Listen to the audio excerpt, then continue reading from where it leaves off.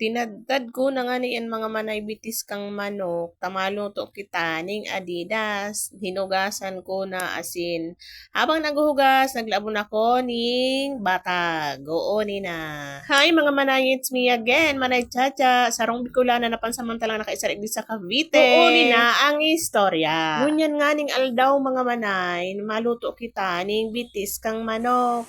Oo, yan na nga ni mga manay, tinatadtad ko na siya. Hinapot ko kaya si Mr. Mga Manay kung ano ang gusto niyang panira. Ang sabi niya sa kuya, dawa inda ko mga manay, taminsan talaga nagkakasaro ang isip ning duwa. Kapag abot niyang banggi mga manay, hinapot ko siya. Ang sabi niya sa kuya, ang nasa isip niya gusto niya ako tang bitis kang manok. Pero iyon man yan ang nasa isip ko habang nasa trabaho ako mga manay. Sabi ko, mabakal ako ning bitis kang manok, adobuhon ko lamang, tatama yan sa mauran-uran na panahon na may sili-sili baga. Dai ko ara mga manay na iyon man pala yan ang nasa isip kang agum ko. Kaya minsan mga manay, sinasabi niya sa kuya na, ara mo, nagkakasaro ang isip ta. Ha?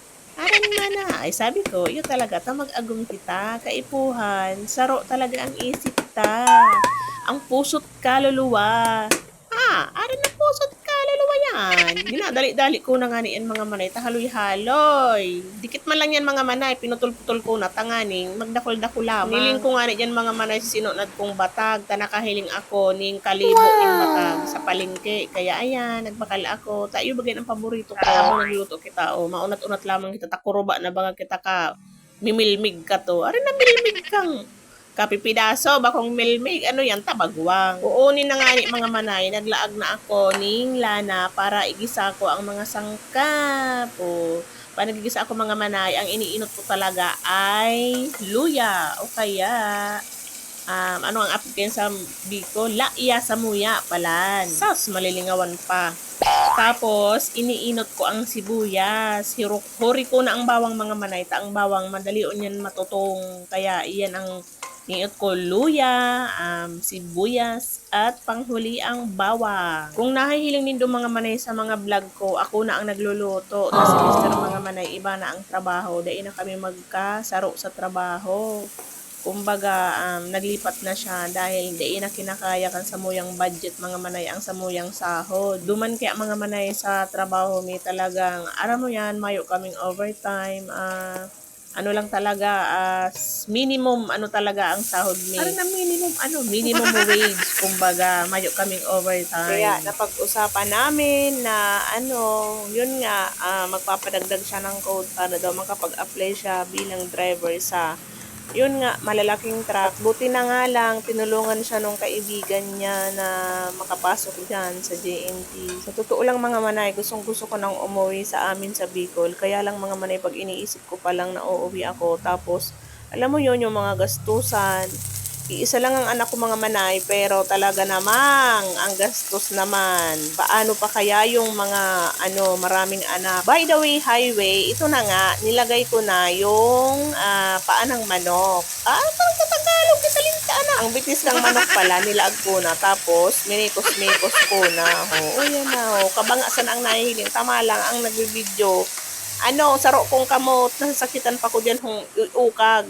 Kaya nilaag ko na lang si cellphone sa gilid para maukag kong maray. Mabalik kita sa istorya ko mga manay. Sabi nga ni kang agum ko mga manay, mag-resign na nga ni ako dyan sa trabaho ko. Aram mo yun mga manay na na naglalaog ka na lang dahil sa sweldo, dahil ka na mauguma.